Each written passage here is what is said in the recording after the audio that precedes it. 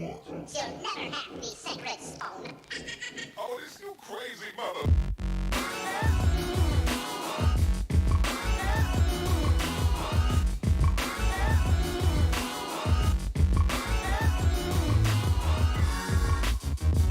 Okay. Okie dokie. I think we are live. Are we on? We are. We are live. What's up, everybody? We're here. Mark Christmas. We're doing our thing. It is another beautiful day. In the neighborhood. It's a beautiful day in the neighborhood. Oh, you're gonna start changing your shoes and your sweater? Yeah, hold on. Let me take. That's already off. Okay. We'll fade that out. I think we're jamming. We're jiving. We're moving to the grooving. Hippity hopping. Don't stop the rocking in. Okay, stop while you're ahead. Am I ahead still? Stop. I don't know if you are. Was that? Where was I? I don't know where I was on that scale. It was just a little bit of everything, wasn't it? How about you should just stop? How about that one? No, You I just like leave it that. at that. I was grooving, moving to the grooving. He was grooving. All right. Well, hey, At least somebody was. as long as one person is, and it's usually the person in my head, and that's all that counts. Well, cool. Hey, welcome to the Geek Retreat podcast episode. I think it's 47. I usually double check and I didn't. 47. That seems right. 46, right? Ooh, fact check. Do we fact check right now? Are we into it? This is like Check it. we talk about the quickest fact checks ever, and I think this might be it. To be Here it comes honest, right now. This is record time. let's just see. Oh, it's 46. You were Hi. right, my friend. Right on the money. I should probably change the title Oh. to say to reflect the proper That would probably be a the good proper idea. number, right? Would that be the right thing to do? That would probably be the right thing to do. All right. Yeah. let's do I would that. go ahead and get on board with that. All right. Well, hey, what's up, gents? What's up? You How'd know, everybody's Christmas go? dude, Christmas was good. Christmas was real good. What freaking hey, dude? This is annoying. I did do something that I'll never ever do again. What is boy. going on? My switcher is switching on accident. I decided to drive up to the snow the day after Christmas. Oh yeah. That's a bad idea. I think everybody in California had that same idea. Whew. So you spent most of your time We were in traffic the whole time. stuck in traffic. Yeah. When we finally got to a place, we left at like 10 o'clock. When we finally got to like our spot, it was like 3:30, 4. So we only had like 2 or 3 hours. Yeah, I was gonna say how long? 2 or 3 hours. Yeah. It's still not that bad. It wasn't bad. You probably wish you had more time, but I mean that's not. Yeah. Sometimes with the snow, like you get up there and like you do what you want to do, and then like it's like, oh, okay, I've exhausted everything done I my want to do. thing. This Yeah. yeah, Yeah. So, And it's Tired. it's really walking around in the it's snow. really hard with kids too, because with kids you get to a point where you're just like, I'm done. All right. Everybody's let's go. crying. I want to go home. They want to go Yeah. home. exactly. So we're going home. Probably it was a good thing, huh? Yeah. But it was good. All in all, it was a good Christmas. How about you guys? You guys have like a good Christmas? I had a pretty good Christmas. It was all right. It wasn't nothing special. Right. I mean, it wasn't. I mean, it was Christmas with my family, but it's nothing, too extraordinary happened. We just kind of chilled, and it was just like a normal Christmas. We woke up, my son opened his presents and everything like that, and we ate.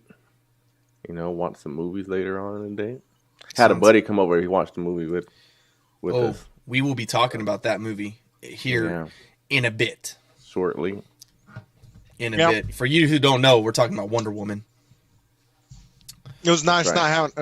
not having to drive a mile here, 1,000 miles here, and 1,000 miles here all on the same day. Yeah. Yeah. That's a good. Yeah, I'm gonna reiterate that point because normally on Christmas Eve and stuff like that, I'm driving somewhere to another family member's house because we usually have like the Christmas Where Eve you watch the event. movie With Oh. sometimes we do something Christmas Day. So, yeah, not having to drive was a very good thing too. Just being able to stay home and relax. That was nice. Yeah. Well, I'm not gonna lie about it. I was a bad boy, and we did go to my parents, but it's not like I drove super far away. Went to my parents, did a little thing, and we kind of, I don't know, broke the COVID rules a little bit, but we're family, so. What's that guy? Is that guy from Seinfeld that always does that finger? Oh, that's Baba. Yeah. I don't know. I think I don't know his name is Baba. He goes, No soup for you. very bad man. Yeah, very bad. Very bad man. He's like, Baba, come here, Baba. Yeah, no. Is that Seinfeld though? Yeah, it's Seinfeld. That's Seinfeld, right? Yeah. Yeah. No. So we did that, but it's okay. Nice. We still had a fun. We had a good Christmas. Nice. And now we're on to New Year's. Now we're on New Year's. Yeah. Thank God. Wash, rinse, repeat. It's not going to change. I know it. I know everybody's like hoping that the day January 1st, 2021 hits, it's like, oh, everything's back to normal. Go out but that won't be the case. We all know that won't be the case. Did you guys see that Facebook joke? It's like, if you guys thought 2020 was bad, wait till it turns 21 and starts drinking. Yeah. I also saw one that was really funny that I liked. That was like, right about now. Have you guys seen the Leonardo DiCaprio meme where he's kind of like, he's like drinking a little bit? It's like No. It's from. Yeah. It's from Django. Great Django. Gatsby? It's from Django Unchained. Yeah. I always see the one where he's like cheering. No, it's from Great Gatsby. He's got like a kind of a smirk on his face where he knows something secretive or something like that. And it was like it's his face, and it says the dyslexic Mayan that wrote 2012 incorrectly, and it's supposed to be 2021. But yeah, so let's talk about what kind of. I just want to chill this week. We're just gonna kind of hang out. I don't have an agenda, but we have one. Did you do intros? No, we didn't do intros. I'm Steven. Are we beyond that point now? You guys know. You guys know who we are. I'm Steven. That's Mick and Jason. Mick, Jason, do you have a phrase for us? Did you think of one? Oh yeah, I do got one. Sometimes you don't learn your lesson until you come out the other side. Wonder Woman, 1984. That's right. How did I know? I didn't. I honestly don't remember that phrase, but we are going to talk about some Wonder Woman. So, talk about it. We have all seen it. What do we all think of it? Let's hear it. Wire work. Very relevant. Yes. Good callback. So here's the thing here, right? So I know everybody's expecting me to be biased on this film. I am, because of my obsession, my relationship with Diana, my shirt, and my love for the character. But I'm going to keep it real here. I'm not going to lie. It was not what I was expecting, and I was a little bit tad disappointed with the movie. But however, having said that, there's a lot of problems, there's a lot of gripes I have with it, and we're going to get into those. But I don't think it still is a bad movie. Like you see all these people out here, and it's like, oh, it sucked. I don't think it sucked. It just sometimes people get on a roll with this negativity when it comes to a movie, especially a DC movie, and then it's like, it had a lot of bad, it had a lot of flaws. I don't think it was a bad movie. It wasn't great. It just falls somewhere in between. It's like it's okay. It's an all right movie. And I actually think, and we're going to get into this too, I think there's a part in this movie that as a fan, as a comic fan, as a lover of the character, like I probably was impacted more by a particular scene than a regular moviegoer would. So I can't hide or ignore the feeling I got from this scene and how it made me feel. That's going to always resonate. No matter what people say about it, there's always going to be this one part that resonates with me, and that's going to make this movie stand out over a lot of things to me. So, having said that, I'll give the floor to somebody else. I don't think it's the scene I was thinking of. I guess, okay, let's just get this out here. This is going to be spoiler content. We'll try to keep it, I don't know.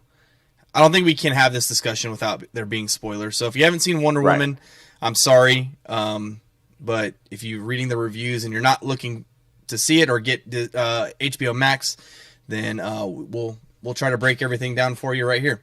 So the scene, I don't know if you're talking about the flight scene or the jet scene. The flight scene. Okay. I was going to say the jet scene. I can understand the jet scene. So they show the invisible jet. That's not how radar works. Yeah, right. Yeah. Yeah, that's not how radar works. Yeah. There's that. And then they give the invisible jet, but I felt it was definitely a fan service moment. Yeah. But it was There's very two fan service things in this. No, three. Yeah. There's 3 fan service things in this movie that is this there for fan service. Right. And serve no that's it. purpose whatsoever. I felt like it was a really cheap moment, though. They cheaply gave it to us. They didn't like The jet or the flight? the jet. The jet specifically. They could have written it so many different ways. Where like at the end of the whole movie, they could have said, "Hey, we developed this new technology, and we've given you this jet," type of thing. You know what I mean? Like something like that. But she like talks about how she's like starts kamehamehaing a orb in her hand, and it becomes she touches the jet and it turns invisible. And she talks about how she did it to a coffee cup once, and I just felt it was like really, it was only there as fan service, and it felt cheap to me. Yeah. And you like, there was no mistaking it. It had nothing to do with the plot. It was just boom. Well, I guess they try to force it into a plot to get off of the radar. Which, like as Mick said, again, it doesn't that's make not sense. how that works. Yeah, that's not how that works. They still know where the jet's located. Right. And that whole scene too, I felt like it was just like this visual moment for them to try to recreate like this, like a love scene between her and Steve again, like to rekindle the flame. And so they just like totally from left field say it's the 4th of July. It just so happens that all this is taking place on the 4th of July. And so they fly through some fireworks and it looks all pretty. And that's kind of the only reason they use that moment, I felt like. So I just felt that whole scene was cheap. I didn't go away saying like, oh man, they really like paid tribute to the invisible jet and Steve getting to fly a new age jet in '84 and all that stuff. So the flight scene, I can get on board with the flight scene. Like it was a good moment. It was kind of the moment. It's the turning point. It's not the climax, but it was like it's the catalyst to the third act. Right. And I was okay with that moment. I read a lot of reviews and people were mad that they did it with the voiceover of Steve, and I was like, I mean, that didn't affect me. No.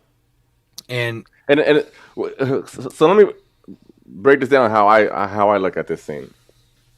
If I can I take the floor for it? I know you're talking. The floor is yours. So here's how I break this down. So I it's kind of an homage to a lot of things almost.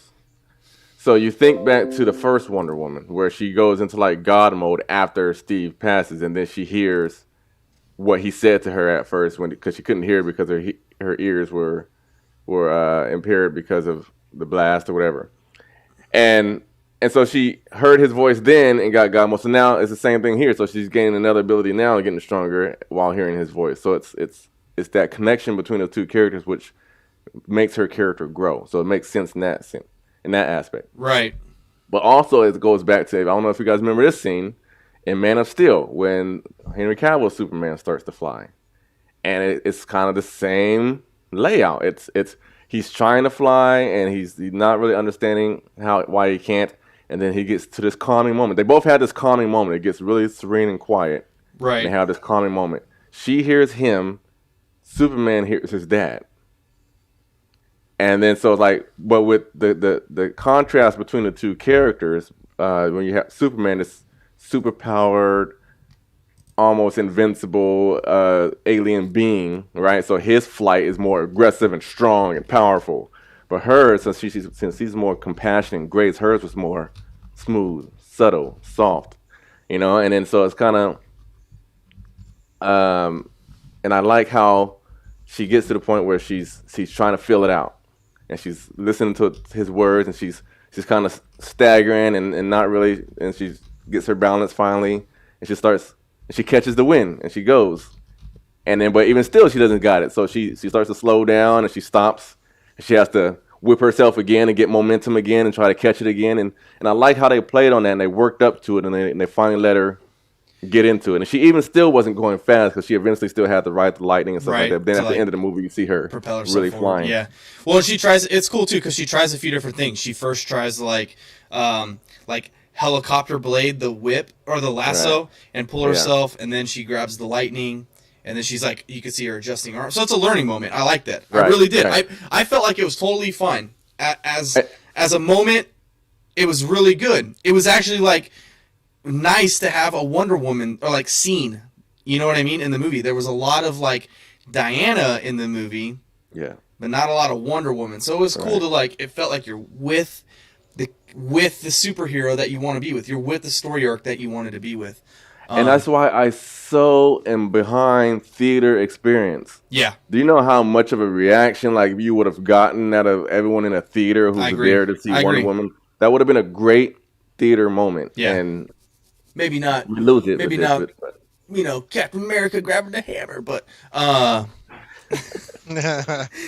I do agree with you on that part. Because it's like one of the, like, if I can liken that moment to you guys, since you guys are Marvel fanboys, since a moment that you guys might. There's two moments in the first Avengers movie, not the first Avenger, but the Avengers. Yeah. There's two moments in that one that stands out to most people. The Loki smash back and forth. Yep. But the other one which stands out to me in that movie, which made me get the kind of the same feeling I got from this flight scene, was when Hulk's like, "I'm always angry," and then he changes and he punches that thing out of the air. Yeah. Totally impactful moment. So that alone makes that movie great for me, and for this automatically puts a soft spot in my heart for me because of that scene. Yeah, and I can, like I said, I can totally get behind that. I'm totally in on that whole part, you know, on that whole feeling, that aspect of the fan service. That's how you do it right, honestly. Yeah. The only thing that was going through my head, movies for that. The only thing that was going through my head though, when that scene happened was, crap, Jason's gonna tell me that I was wrong. This is what I have to look forward to, is Jason's gonna gloat about it during the podcast, and I gotta listen to it. So, Jason, you were right. Good job. Way to deduce. I might have been just playing devil's advocate though, so. Right. Okay. Yeah. Okay. So let's. I guess we could. That's kind of like we talked about the main points. I want to back up a little bit and really start from the beginning. Yeah. I had a hard time getting into this movie. It really wasn't until like the middle of the second half that I was, or I guess like the second half that I was really like invested in this movie. I felt like there was a lot of stuff they could have left out of this whole thing, and it just like it was. They had a. I don't think they sold. It felt like a movie.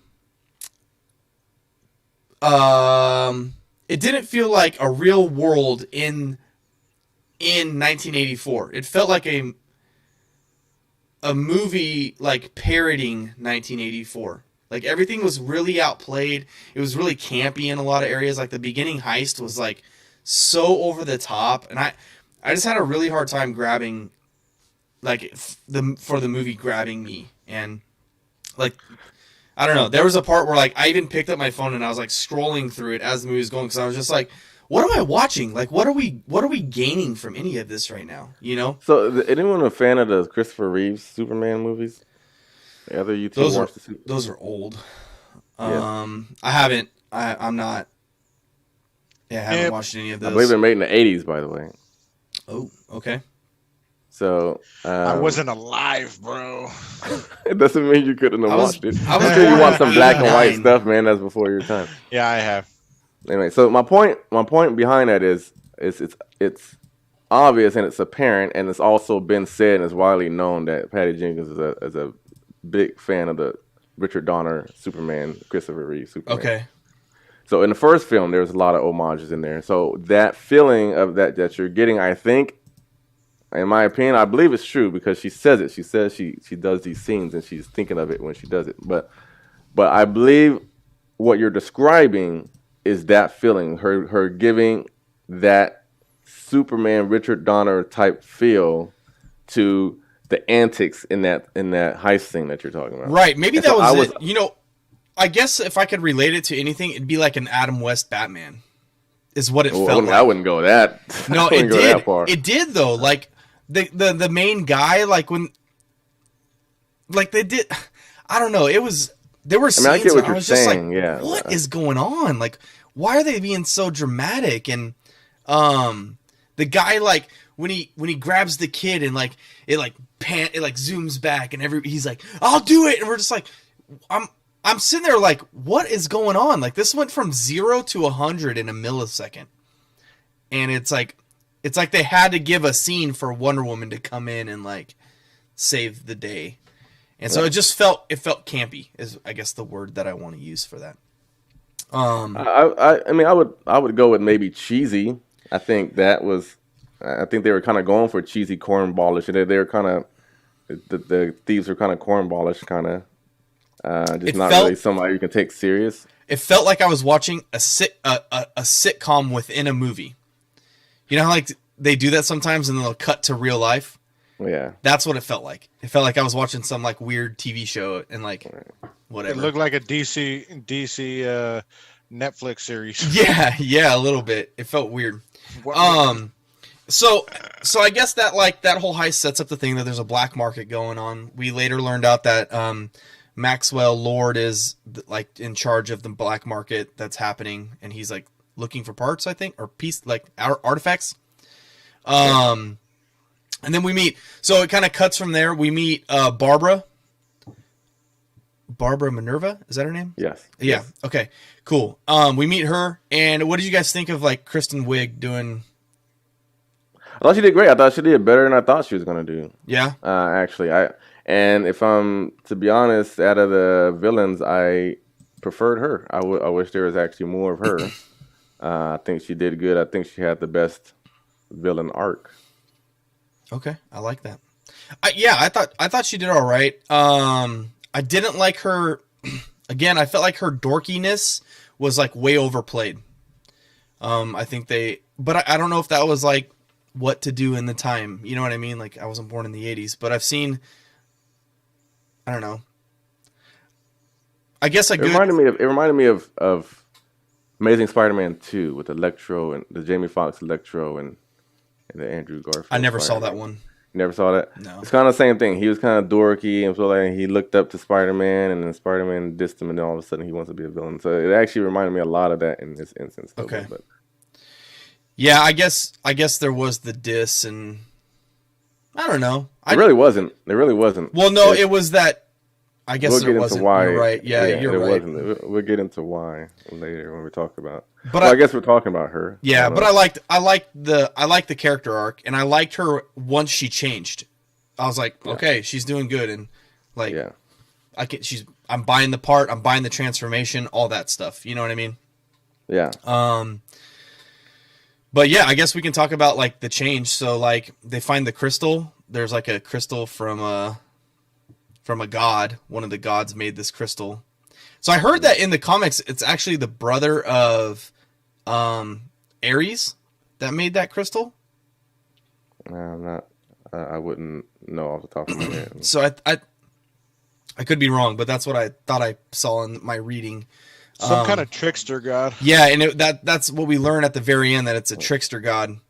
And but that's something that I like missed about it. We didn't learn anything about the god who made it. We got a very small snippet at the very end but like, well, it's an obvious setup for the next. Well, no, it's done with the crystals destroyed and all that. Like, I was hoping, like in Wonder Woman, in the first Wonder Woman, there was so much about, it was all about Ares. You know what I mean? It was like her job was to find Ares to stop him from putting the world into war, and they didn't like hang on that god like use. It would have been cool to see the god like using Max Lord as his pawn, the same way that Ares used that professor or that scientist as his pawn. I mean, you can't do that twice. Or the general. Yeah, I guess so. You can't do that twice. Plus, also, it takes away from the message they're trying to tell you. Then it's. I mean, there's a lot of messages in here. Yeah. So you can kind of take your pick here, but well, one of them being is that mankind we want more, and we always want more. There's a greed aspect to things, and there's a price to pay with that. And there's right, and there's a price to pay with that. And no matter who you are, and even I think what their build up and setup of this I didn't like how they did that, but the payoff for this worked because they're even saying that Diana herself, even though she's a god amongst these humans, that she's flawed and she's has her own wishes and wants that's going to make her not do the right thing, and that's going to cost her. Right. You know what I mean? So, so that's one of their messages in there, and I like that. So if you have it to where someone's leading him and making him do it and kind of manipulating him, then it takes away from that factor because it's like, okay, it was that person and it wasn't really your fault, kind of. Yeah. So it has to lay all the way on him. Yeah. I mean, you couldn't have. I mean, I guess we can get into this semantics of it, but I don't want to. I don't want to big bog down too much on that. But I think there could be ways to do it and do it okay. In the same way, because like Loki was sent out, but then we learned that like Loki was the underling of one of the underlings of like Thanos. You know what I mean? In like a trickle down way, and so like the same way. I don't know. Whatever. I'm not writing this book. I'm not writing this story.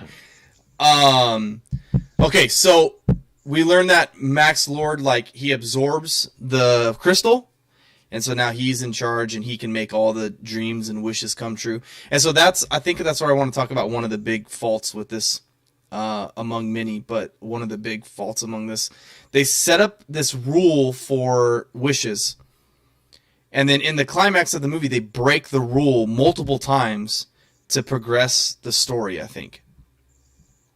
And I didn't like that. So okay, so tell me, so there's one in particular that I'm thinking of that I know for sure that I had a problem with. And I don't know if it makes it any better because I still have a problem with it. But I went back and I rewatched it and I actually picked up what I missed before. Oh. So it actually was explained. So I know that there's the fact that Cheetah has two wishes, right? Yes, Is that what you're gonna say? it's that one, and then the same thing. Like Max gets two wishes technically too, because like Max doesn't get two wishes. He wishes to be the crystal, right? And he wishes to get everybody's health like towards the end of it, unless I misunderstood that as a wish. I think so. Yeah, that's not a wish. That's him taking what he wants because being the stone. I got you. Give them their wish, but then you take something. Okay. Okay, I missed that then. So, and to talk about your other one, the cheetah one, and I don't know if this is going to make it better because I don't know if it made it better for me. I don't know if this makes it worse or not. But in the midst of him doing his telecast, because remember on the plane, Cheetah said, "I want to be an apex predator." Right. And his wishes take place right then and there when you say it. So it's not an afterthought thing. So if it was her wish coming true, it would have happened on the plane. So it didn't. So if you remember when he's doing the telecast, he's taking a wish from the people. He's saying, granted. And then he says, and in return, give her the aggression and rage that she wants. And he points to her, and then she kind of does this little thing. Really? And then he takes something and uses that something to give it to her. So here's the problem I have with that, though. It's because the rule, as you indicated, is that you take something from that person. Right. So how did he get the power to give her power? So unless someone of power made a wish. So I want to know who that person is that he took that wish from, because they must have the power to do that. So it doesn't make sense. So how does taking something from this human give her the power to change? So right. So so two things. So I can buy into that. The other thing, too, is that I wonder if this is how I was working out in my head, is that maybe her wish because she wished before Max turned into the stone. Remember, she wishes before everything else that she could be just like Diana. Right. And then maybe it like reset once, but I guess that doesn't make sense because then she would have lost all that when he became the stone. But somehow it resets anyway. The real thing I was gonna say is that I totally just forgot it. Oh my goodness. What was I going to say? I forgot what I was going to say. I'm really sorry. Uh-oh. That sucks. Okay. Give me a second. All right. Well, yeah, if you think about it for a second, I had something else I wanted to say too. Because another problem that I had was the fact that they showed Cheetah uncheetified at the end, and she didn't. They didn't show her renounce her wish. So I'm like, why did she turn back? They're showing all these insignificant characters renounce their wish, and if she renounced her wish, why didn't they put that on screen?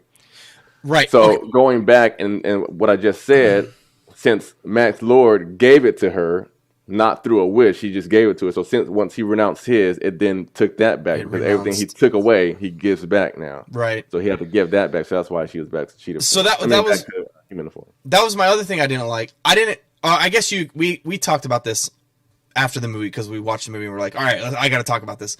So I didn't feel like throughout the whole movie, I never felt like Barbara really lost anything. Like that, and that was a problem with that I had with it. I never felt any time like, oh, Barbara's really suffering because she was actually excelling in everything because of the wish. Now, I get that Diana and Wonder Woman, like she says, like, you know, your warmth and your compassion is gone. And I'm like, okay, I can get behind that. But every consequence of her wish made her a better in the movie. Like, she became more popular, she became better at like her job. And now I get that she was like rude to that Asian guy who like was showing interest, and she like stopped showing interest in him a little bit. There's like a really quick scene where she like shoos him out the door. Yeah. So I get that, but I don't feel like that's a heavy enough consequence to gain that power. I feel like with the wish has to come an equal thing to be taken away from them. And like for like Wonder Woman's was really heavy. Max Lord's was a really heavy like give and take. Like everybody else's was a really heavy give and take. That guy, the Irish guy in the pub who says like, I wish you would drop dead, and like all that stuff. Like his wish came true, and then he gets taken back to, or that was her wish, but you know what I mean though? Like it was all like the consequences were heavy, but I don't feel like the consequence was heavy for Barbara.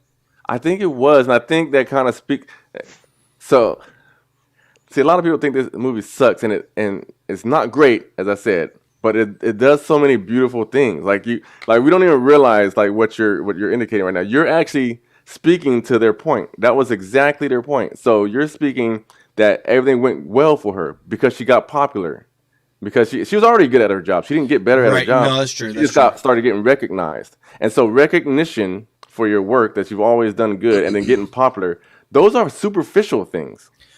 Those are things that people wish for that means nothing. What's more important to you is your humanity, your compassion, and love for your other human beings. And that's what was stripped from her. I would say that that's the worst thing that could happen. So taking away who you are and you becoming a totally different person. She used to, and they even set this up because she used to walk by the park and give this guy food. And she to the point where the guy knew her name, and she said, hey, I even wanted to rush out here to give it to you warm. That's compassion. That's love for another person. So she lost that because then she saw that other dude. And granted, maybe that little drunken perv part guy, and maybe he deserved a little bit of that. But I mean, she really lost it on that guy. Yeah. And even the dude that she cared for even came out and said, "Barbara, what are you doing?" Because he knew that wasn't her. She totally made a 180. And I think that's why I say I think she's the best character. I think she had the best arc. That was well done to me, I think, with her. I mean, I see that, but I just felt like in the moment, I'm like, everything that I guess this is speaking into it, because everything that is happening to her is helping her become a better villain. and a more powerful villain, right? Okay, but she didn't wish to be a villain. It's taken over. Yeah, I guess it's more like a Venom thing, huh? Where it just kind of like takes over you. She's changing. The power's going in her head. Yeah, I don't know. Maybe I need to watch it again, and maybe I need to like rethink about what it is I'm trying to say. But I just felt like in the moment it wasn't as much of a heavy hitter as I could get on board with. Okay. But that was the second thing I forgot that I thought of. So was that? Oh, the Barbara. Yeah, just like her, I didn't feel like her takeaway was a lot. I didn't feel like it was enough to me. Okay. Let's talk about the whole Cairo thing. Should we just do like good and bad, like what we thought was good, what we thought was bad? Should we just break it down that way? Yeah, I guess we can. So I guess we're talking Cairo, we're talking bad. Yeah, Cairo's bad. That whole scene was so pointless to me. It was so weird. I don't know if it was pointless, because I think that's the first time we saw her losing power, right? Yeah. So it kind of gave us the indication. Because I remember watching that, and like I said, it took me, I had to watch it 2 times to fully grasp it. It's a very confusing movie. It's so all over the place that it confuses you, and I anyway. So in seeing that scene initially, I didn't get it yet. So I was looking at that and I was like, she seemed weak right now. Yeah. I remember in Wonder Woman 1, she flipped the tank. Yep. She rammed it and flipped it, and like she can't even kick over this freaking utility or whatever it was. Yeah. And I'm like, what the heck is going on, dude? Why they got her so weak right now? There was a scene where she was pushing that truck sideways, right? Right. No problem at all. Right. And then she gets in between 2 tanks, and they're just doing this, trying to crush her in between the 2 tanks. And she got, she's spreading them apart, and she's struggling with it. Like, she can't push them away from each other. Like, right. Yeah. Crush. It's like, what? Right. Yeah. It's like, But this what? How did you just go from it's after supposed that? to be way harder than this feat over here. Yeah. You know? Yeah. Right. Yeah. I don't know. Totally didn't make sense. And I guess that's a digression of the power, but it's like, I don't know, man. It's just like Mick said, it didn't make sense because she just got through pushing this thing, and I guess they tried to hint at it because they showed her face and she was kind of grimacing a little bit right at the end before it made contact. But it's like, yeah, she just pushed this whole damn thing while running, and now she can't kick this car away from her. Maybe it's like she's exhaustion is kicking in. Yeah, maybe. Yeah, maybe she's starting to get tired now because I guess I don't know. It's the concepts of the fight scenes were dope. Yeah. I just found some parts of it were just like, that don't make sense. Hang on.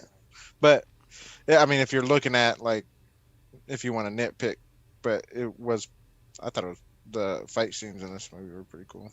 Yeah, they were pretty cool. Yeah. I think, I don't want to make excuses. No. But I'm about to make an excuse. Go ahead. You know what they say about excuses. I think so. I think something happened with that scene.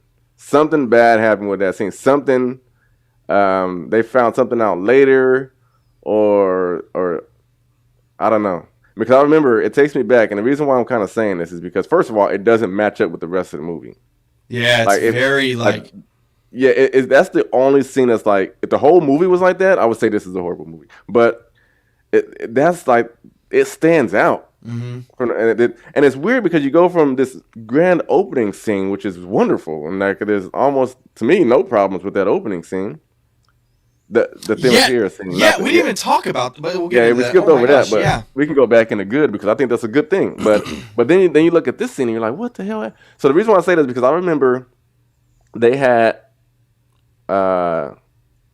pushed their date back from December, I think it was, to that June date. Now, I remember Patty Jenkins saying that it was her move, that she wanted to move it back because she's like, I need to fine tune some things. I would rather push this out and give you guys a good product rather than put out basically what I got right now. Yeah. Yeah. And so I think that's what she was trying to correct. And in doing that, sometimes you can't go back to a scene. You can't get your things that you had already. So sometimes you got to green screen some stuff. And she was obviously green screening multiple parts. That run that run, picking up the kids, the swinging and picking up the kids, and then when the Humvee or whatever those things are slid across it when they were laying on the ground. All of those were like completely obviously green screened. Yeah. And keyed in. So it's yeah, it was. I think there was something drastic that happened with that scene that they were like, we got to recreate this or redo this, and it just didn't. They did the best they could. Yeah, it definitely I felt like I was like, when did we start filming on a set? Yeah, like that whole scene felt like it was filmed on a set with right. It felt like an old school set too, where like the background is moving but the vehicles aren't. Yeah, that's what it felt like. And then so like I had gripes with like the practicality of it. Remember, like this is where I was like, man, Patty Jenkins came on and said like we're gonna try to do everything as practical as possible. We're gonna use wire work. We're gonna have like realistic stunts as much as we can. And that was where I was like, it's out the window. Like nothing about this is realistic. They borrow a taxi from some dude that's a dinky little car. It catches up to a motorcade of Humvees on a freeway, and then they shoot a 50 cal gun at it, and the windscreen is bulletproof. Like, what's up with that? And then she gets under the truck and she grabs onto the drive shaft, and I get that she's strong enough to pull the drive shaft down, but when you pull the drive shaft in the middle of a vehicle down and it anchors into the ground, the truck does not catapult up. Right? How do you know? You've done that before? No. Like what I'm saying is what the drive shaft does is the axle goes out the back and the truck just and slides forward. You got to drop something in the front of it. Like I think there was another. I thought it was still cool. It was cool because it set up a scene where like she flies up and she's like, oh, she's gonna fly, and then like no, she doesn't fly. But like. It was just so like I was so taken out of it by the practicality of the stunts, and it was like all the Humvees look plasticky, like it was really weird. And then there's a house on the middle of a freeway in the middle of a desert with kids playing in the road. Like what is going? I'm like, what is happening here? Hey, sometimes you're driving down these like what's going roads, and then like you pass through these small towns. Sometimes it happens, man. Going down 50 happens the same way. You're going down 50 hella fast, and all of a sudden you come around this corner like this like small town, and there's a stoplight there. It's very true. It was exactly like that in 50. But I was just like in the middle of a desert. Like that's the problem I have with it. In 50, there's the reason it's a river right next to the freeway. That's you understand why there's an establishment there. But yeah, I was not happy with the Cairo scene. And then I never looked it up, but I highly doubt that a fully fueled F-16 makes it from DC to Cairo on one tank. I can't say whether it does or doesn't. I don't buy into that. I don't know. You know, yeah. They kind of set it up. I mean, I don't know whether it's true or not, but at least they set it up in their world that it can. Because he said, and why he said like, oh my God, you got planes that can go from here to here in one tank or whatever he said. And it's hybrid, bro. It's a Leaf. What's the Smithsonian? Why does the Smithsonian have a fully fueled F-16 on display? It's in there on display. Well, I don't know, on display. Did they have one on display, or was it being worked on? No, it was like, I don't know. It was like on display. The one in the hangar. They were all on the. No, they were all on the runway. All of it was on the road. They just lined up on the runway. But that's like for display. You ever been to an air show? I don't know if they were for display. It wasn't in the museum. It wasn't part of the exhibits and stuff. It was out there on the runway, so it means that they take off. So where's this? Where's this movie take place? DC. Everywhere. DC. I've actually been in that museum. They went. Yeah. That museum really? is dope as hell. They got full planes hanging from the ceiling, and that's awesome. Rockets and stuff like that. It's cool. Oh, I bought like 10 pounds of. So see, they have the jets there, Steven. dehydrated astronaut food. Yeah, astronaut food. Rations. Just add water, and it's a burger that pops up. No, but like, and then that's the other thing. That's my other frustration about that whole scene. It starts with like Steve. He's like, I want to fly that one. How does a World War II pilot know how to jump into an F-16 and take off? World War I, yeah. Pilot. I mean, he flew a plane that was made out of sticks, basically. What? Yeah. Okay. And then he jumps in this like super high Oh my tech God. jet, and he's like, "Oh yeah, just being start." a pilot is being a jet pilot is being a jet No, pilot. I think I want to know. I think all there's you, like some I have a carryover pilot here. friend. I have a friend who's a pilot. Okay, ask him. I will ask him if like Call him right now. I Phone a can't friend. call him right now. Phone a friend. He lives out of Because state. look, if I drove a vehicle from 1960 and then I came to 2020 and drove a 2020 vehicle, I'll be You able to would drive. have no idea what's happening. It's like playing. It's What? like Are you out of your mind? It's like easier nowadays than it No. was back then. We got It's like automatics only- now and freaking. it's like That's playing playing Atari the whole time, and then all of a sudden you get this $5,000 PC in front of you to try to play this game. Exactly. That's not how it is. That's not it. That's That is exactly not what the it's like. equivalent. No, it's not. He didn't know what radar was. Yeah. Yeah. So what does radar have to do with flying? The one If you know how to the one fly he it, you was- know how to fly it. when he was flying, he was probably had a pedal and was kicking it with the Wright brothers and shit. No. Yeah. No. No radar. If you don't know what radar No. do, there's so many more buttons in that thing that operate that jet.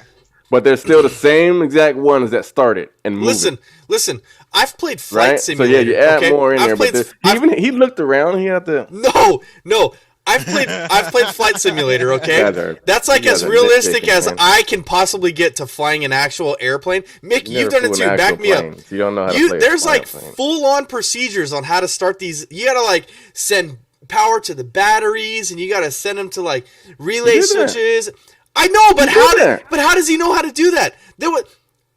They're labeled. No. I mean, it's not like they're just like random buttons. Don't they got their names of it Let me sitting tell right you. there? Let me tell you about said, vehicles. relay, Have you ever? the What's the? battery. I want to know what's the oldest vehicle you've owned? Me? Yeah, 87? 87. Okay, the oldest vehicle. My very first truck was a 1958 GMC pickup. Okay, Yeah. it had like 3 things on the dash. Okay, Yeah. that was it. It didn't have blinker symbols. It had nothing. You turn the key and you Yep, put we it in got those gear new vehicles. and you Right, go. we got That's those. it. That's it. That's not it. Yes, that was it. You just put it in gear and you go. Okay? No, wasn't those the 4 on the floors or whatever? Yeah, I had a 4 on Yeah. the floor. So yeah, you learn how to drive the clutch and stick, Right. and you learn how to move the vehicle. Right. If you know how to do that, then to those older trucks, which I would presume is harder than, which I would say is harder than driving these new vehicles because they're all computer and they just drive basically themselves. It's easier That's now. what I'm saying. than it is- That's what I'm saying, Jason. Like, Yeah, so if you know how to drive that one, how you do can you drive sit a this one. person inside of a computer and say, "Okay, start this thing"? Well, I You'd just be like, said it. what? I just said it. You just acknowledged the fact that cars nowadays are more computer than anything, and so we can still drive them. Like if you drove that car that you just said, that truck, and you Car's got a into bad this one, example, you though. would. You might have a car's not learning bad edge. example. I think But you might have a learning curve. You might have it might take you a little bit, but you know how to drive the car. I If you know how to can't. drive, you know how to drive. it's more technical, Jason. I can't get mean, behind the- that. I cannot Okay. get is behind more I mean, that. technical, right? Maybe I'm wrong. I'm not a pilot, but I'm thinking I didn't have a problem with this thing. He's Okay, a pilot. look at the and she even machinery. said it. She said, you always knew how to get in touch with these vehicles. You always knew how to fly. And he gave his little thing that she used later on. So I didn't have a problem with it. Like look at the machinery we deal with at work, right? Okay. When we buy a brand new truck with different controls on it, Hmm. you don't just jump on it, right? Because you don't know what the heck is going on with it. There's so many other buttons and knobs you got to pull reels and stuff like that. Yeah, what happens? The manufacturer comes out there, and what are we doing? We run these trucks. No, How they I'm, gonna- this is they what I'm gonna- saying. Right? Right? This is what I'm saying. I'm sitting there. Okay, How do you do that? No. I don't know. I don't just go over there and grab the thing and then blow myself up because I don't turn some wrong valve on. Right. But like right. that's the crazy thing is like Steve was like I can't remember exactly what they showed him in the like when he first comes back, right? And he's in the apartment, he's looking at stuff. Mhm. Like I can't remember everything he looked at, but like he was baffled by the simple technology that there was. What? Wait, say it again. Like he like the subway, wasn't he like am I confusing movies? Like Yeah, they were never on the subway. They didn't go on a subway? That was in Seoul. Never mind. I just watched another movie today. Didn't they do something? They went somewhere and he like had no idea. He was like baffled by the technology of. Not technology, just everything that was going on. The dancing, the art, the trash can, apparently. Yeah. Anyway, I'm just saying, random like, stuff. It wasn't it's like- technical stuff, though. It wasn't a plane. but like I'll that. give you my iPhone, Jason. Tell me how I get to my photos and edit I can do the it. photos. And I'll be able to do it. Android. I can't. We're pitting not gonna be I difficult. can't do it on an Android. Android is a You give me an Android, caveman. like, iPhone is new generation. I don't know what the heck this is. I just think that was a stretch, honestly. Like if I'm Jason, getting a Tesla. Get somebody who get your grandpa and put him in a Tesla and tell him to drive the Tesla without any instruction. All right. He'd be like, All right. "Where's the key?" But there are no keys. Push start. Everything's push start now. All right. So- but then Whatever. like I said, you're not going to get into it, and for the sake of moving on, I'm wrong. Okay, so I'm just saying that even in that situation, the Tesla, you show him what a push start thing is, and then he'll be able to drive it. No, but if you get it going, you can drive it. Hold on, you just proved my argument because Diana had no idea how to fly the thing. I know, and so I therefore he understand. had to figure it all out on himself. So I can't give my grandpa an example. I can't But, say like, but a plane that's doesn't how have you a push to start. start. I know, But a whatever. plane doesn't have push to start, so it Okay, doesn't make your whatever. argument. Let's It makes talk your about the car good. argument. Let's talk about the good real fast, okay? Are we done with the bad? Because I'm not done with the bad. We got a lot more. Do you want to put a good thing in there, or do you want to keep going with the bad? I think Let's just end finish with the the bad. good. Finish with the bad. Go ahead. Yeah. What do you Wait, got? what? Finish with the bad? No. and Finish. end with the good and finish with the bad. I meant like What are we doing here? let's finish Yeah. all of the bad and end with the good. Does that make sense? There we go. That's what my mouth is moving faster than my brain. Yeah. So we're getting derailed here. So okay, so another bad thing I had is that we talked about the stone inconsistencies, but Maxwell Lord himself had he didn't have an inconsistency. I like his performance. There was good performances, Yeah, but I did too. I like his performance, but it's like he was that villain that just wants to take over the world for the sake of taking over the world. It's like once you got the stone, once you got to the point where you're able to have this power, then it's like, now what? And now it's like, because he just had this thing where he just had to keep making wishes to not decay or whatever, and so he just granting wishes, and it's like, okay, well, where is this going now? Yeah. Like, Yeah. what is your plan? Like, he never had any plan, and I was waiting for them to get to that moment where they tell me, or where he has like this master plan or something. He never had one, and he's just like more power, and I get that that's the message. Don't just be greedy and want power because that comes with consequences, but I still wanted to see more out of that. Like, where is this supposed to lead? I agree, and I read some things on IMDb, on some reviews, and I think even Patty Jenkins came out and said that there was an inspiration for the Max Lord character for somebody who's we all know, and I didn't like that. I mean, I didn't really see it. But I felt it was cheap. I felt like that's and that's what made the character shallow. You know what I mean? In that sense, his mission. In that sense, because I feel like that's what people think that person. That's all that person wants. Does that make sense? Yeah, but like I said, I didn't really see that. I mean, that's how they portrayed that character on there, but I didn't think that there's any imitation of him in there that would say that's him. Okay. I mean, I don't think there's any moment like that. I mean, if you want to look back and analyze and dissect it, and you can probably pick some things out of there, yeah, I mean, you'll find what you're looking for. But, I mean, if anything, I found a reference to North Korea with Kim Jong-un. The president was like, hey, they got nuclears over there now. Maybe if we can get our own nuclears, they'll stop making it. Doing it. So I mean, there's some political stuff in there. Yeah, I mean, but if you're searching, you'll find it. But Rocket Man. I don't think it was blatant and obvious. Okay. Then then we won't go farther in that. But yeah, I feel like I didn't like his like mission to just have more. It felt like shallow. Yeah.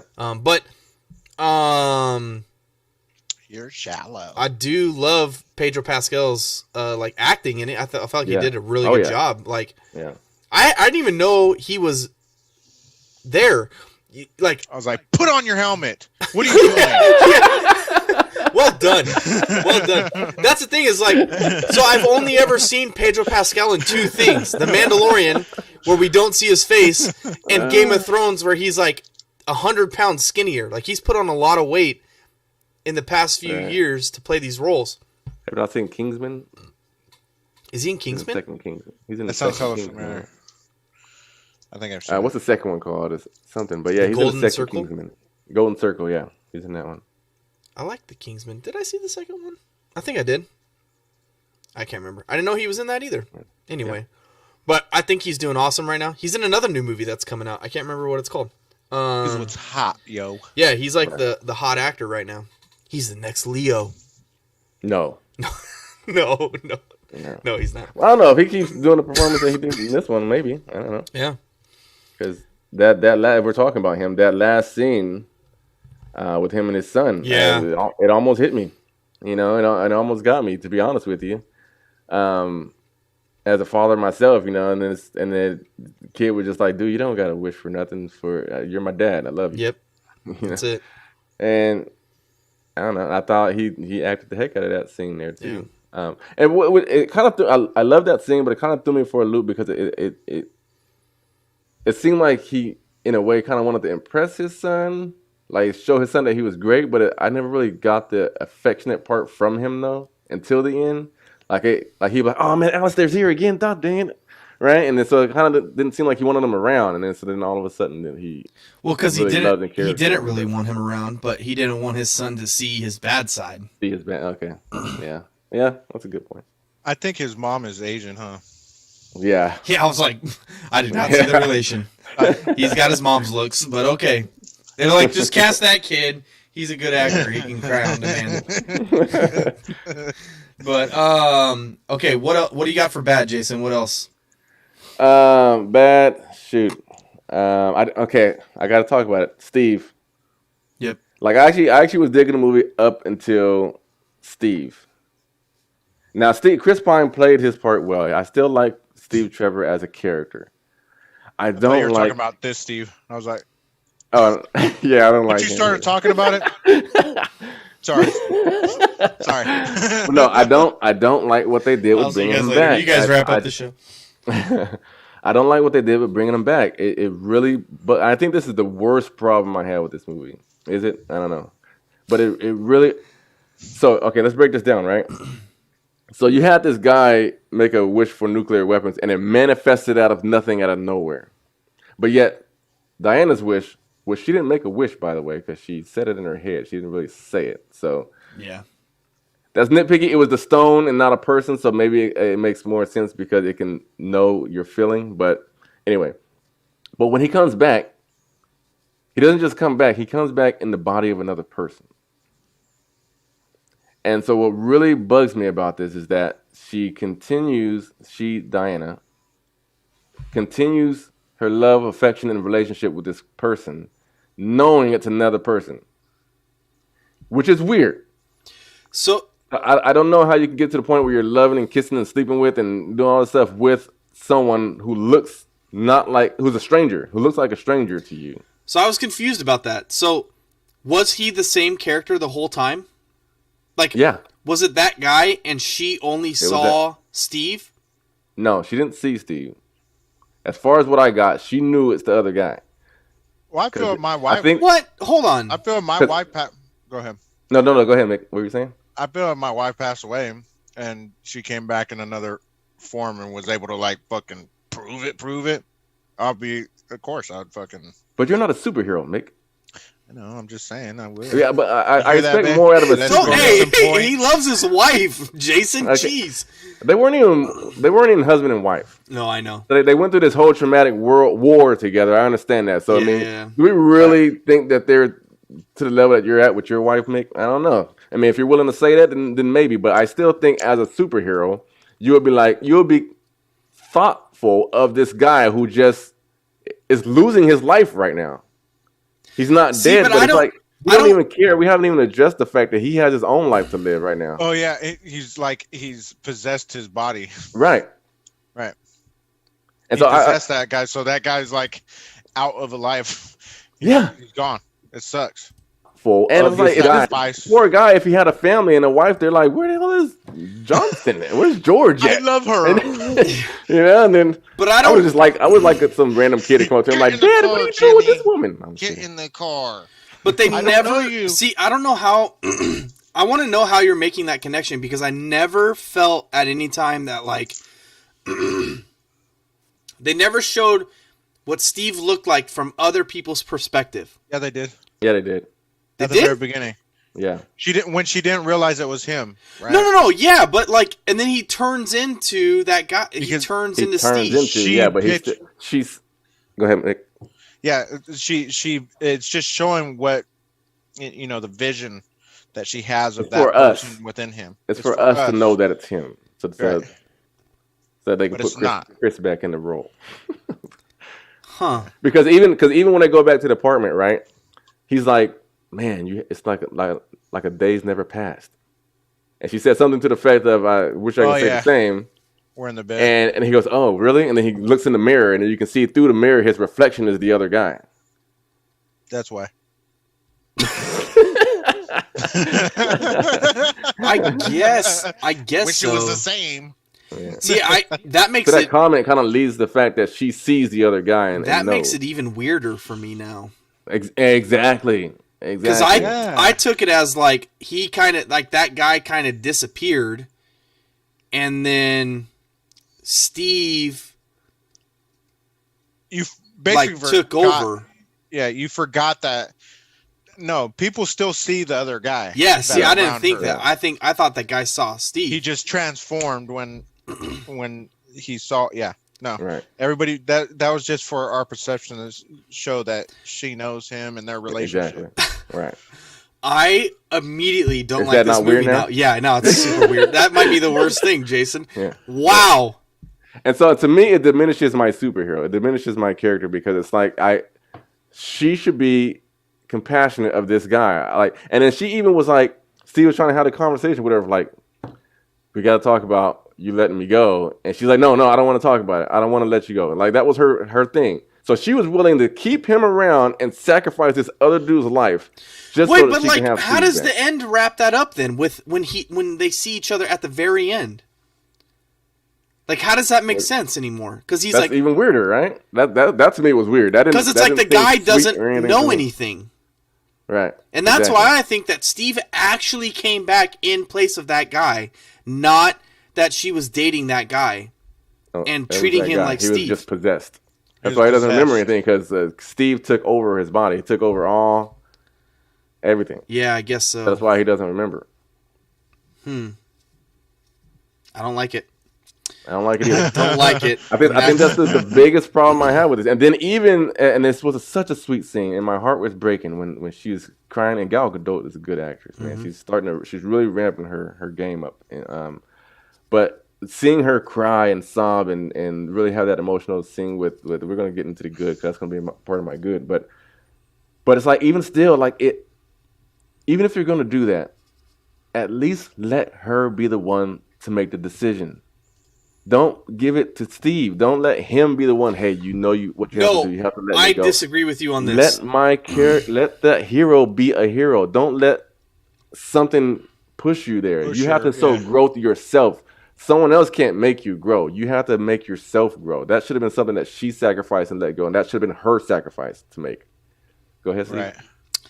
I don't know if I agree with you on that because I feel like she needed that push in the same way. And we talked about this again. I feel like, in the first movie, she was that push to Steve to like, hey, no, this is what heroes do. This is your fight. Because remember, he was like, this isn't us. We don't do this. Like, we just stick to our orders and da-da-da-da.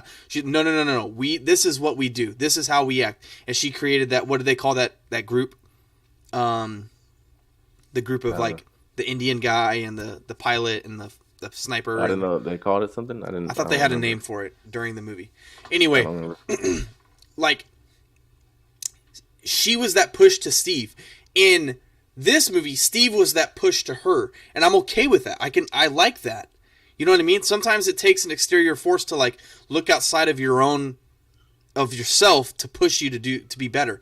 In the same way that like Thor, right? Thor needed like Hela to come and like show him, and like with Odin's help, like, you're the god of thunder, you're not the god of hammers. You know what I mean? Like that whole scene. And it was like at his breaking point, and so like it brought him to his breaking point, and that was Wonder Woman's breaking point. And Steve was like, no, like, I have to do this so you can carry on, because like she wouldn't go back to be a hero thanks to love, or you know what I mean? Does that make sense? I see it from both sides. Okay, I see it from Jason's side, where, you know, a hero is supposed to be all sacrificing for others, to be there for others, give your life for others, you know, and that should have been her decision in that point, to be all like, no, it's this, you're gone, you know, we can't, you're sacrificing this guy's life for something that we had in the past. You know what I mean? She needs to make that sacrifice. I understand that, but I feel like that the writers in this story are also trying to build character, build her up from, you know, she's growing to that almighty hero where, you know, she puts herself out there before. I think they're trying to portray her in the growth stage, you know what I mean? Yeah, of becoming that right icon hero. Okay. I feel it from both sides. Yeah, I feel you. Okay, yeah, I mean, yeah, so she's becoming the hero. I guess I can get on board with that. I mean, I just seeing it, you know, and I know what she is and what she stands for. So it's kind of difficult with me seeing it. So I guess I got to take that into consideration, that she's becoming who I know. Right. But I just it still bothered me. But the main thing though, beyond that relationship with Steve coming back, is that dude. Like, why was she never caring about that dude? Yeah. And why do you continue this relationship when you know it's another dude? That whole thing bothered me. Yeah. Agreed. Yeah. It's them DC heroes, bro. They're just a little greedy. Look at Batman. Yeah. Bro, that happened years ago. You're gonna kill everybody for that one thing? No, Batman doesn't kill. They all burn. Batman doesn't kill, remember? He just spanks them. He Really just beats them to the in the edge face. of death. To the edge, yeah, like right on the brink, To like the brink of death, and then you'll feel it later. yeah. And then just one more thing for me, I guess, and which is actually one of your things, Steve, because you brought that to my attention, and I was like, yeah. So when you mentioned at the end where it's like, how the heck did that lasso get on his leg? And so I'm like, you kept showing and couldn't get through, and then all of a sudden when she's not trying, it got on there. So I don't know. Convenience, I guess. Yeah, I thought about it again, and like, okay, so like it's the lasso of truth, right? Mm-hmm. And she talks about she has like a little monologue about the lasso, and it's like, it's not the lasso that's telling the truth. It's, what does she say? Remember when? No, Ares said it. Ares said Was something it Ares? about it. Yeah, I think I know what you're talking about. I think Ares said it though. I thought it was in this episode. I mean, unless I'm thinking of something different than what you're thinking of. I don't know. Maybe because like she was saying that like it's the truth that has set you free, not the lasso that sets you free. Maybe that's what I'm thinking of. But like, anyway, I think when she was giving her monologue, it kind of broke down Maxwell's like wall a little bit, because he starts to like listen to her, and then that's when he starts having the flashbacks. I think the flashback started happening when the lasso was on him. See, but we didn't see that. We didn't see any of that. So it's like, did the lasso create the flashbacks, or did the truth create the flashbacks, letting the lasso in to grab onto him to really set him free? Right. And if it's up to the viewer to try to figure that out, that's what is hard for me to get behind, because like that's too obscure. Like, we need to see that moment. We need to see the lasso like pushing through So we can like have that moment of like as she's talking, you can see it kind of like yeah. And it's that moment where like the audience knows what's going on, but like the characters don't know what's going on. Yeah. And they could have set it up so well too, because it was like it's the same thing of like Thor and not having the hammer and being the god of thunder is like Wonder Woman doesn't need the lasso. The lasso is just a tool to channel the truth, but Wonder Woman is the truth. You know what I mean? Okay. Yeah, Alan Ray. What's up, Alan Ray? He says that the whole ending was a mess. We agree. No, I don't necessarily agree. I think that particular part. I thought that the third act was actually pretty good. I guess we'll talk about it in good, but I think that just this part right here, and I get how you can say that. Because what was the whole Maxwell Lord part, and as I mentioned before, he's not really aiming for anything. He's just more wishes, more power. Yeah. And then the whole lasso thing. So I guess you can say that, but I guess it was garbled. It was garbled, is what it was. It was just kind of like all there, and then it like resolved. Kind of chaotic. Yeah, and I guess it was. I don't know. It was for the moment of setting up the message, and I guess there could have been a better way to do it. But I think to me the message hit. It was a long monologue. I wish it would have cut a little bit shorter. Yeah, give it a little bit of time to breathe as they're doing the flashbacks. Let us see it and marinate on it first, and then say a little bit more. And then because a lot of her talk, a lot of her monologue, and I missed what she was saying. Yeah, exactly. I'm listening to her, and then I seen what's going on. I'm like, oh, okay, so this stuff is happening. She's still talking. I'm like, oh, shoot, what did I miss? Yeah, I felt the same way because like you're seeing everything in the world that's going on in the world. Like there were a bunch of things happening. She was having a monologue that was supposed to like break down the truth. Everything, all the craziness in the world is starting to disappear as people renounce their wishes. And then Maxwell himself is having flashbacks to like his early life, right? Right. And like him starting out in college as like a broke dude, and so it's like it was almost like three different things were happening, and it was really hard to follow. So I do wish that they would have like quieted the noise a little bit in that moment. Yeah. Maybe just keep on Wonder Woman or keep on Max. Just stay on him as he goes through those. As those parts, those flashbacks is what I'm trying to say. So, yeah, okay. So that's all the bad. We've talked about all the bad. Alan Ray, you're on Twitter. He's on Twitter, so you may not see him on other stuff. But he said we just got done talking about how he steals. He says he straight up steals this dude's life, and it doesn't matter. And we just got done talking about that. But we do agree with you there. And I just had the revelation. I didn't even know that's what it was. I thought that Steve was just whatever. I didn't know it was that guy. But we're gonna transition into like some of the goods that we can take away from this movie. And I definitely think like the opening scene is like the shining moment in this whole movie. Heck yes. With young Diana doing the race against like grown women. It was really great. And can you imagine being young Diana, like the actual actress, like her parents? She did exceptional. She's always on there in so small parts, but she's so impactful, man. Like I was watching her and I was proud of her, man. I was like, dang, she's really doing this stuff, man.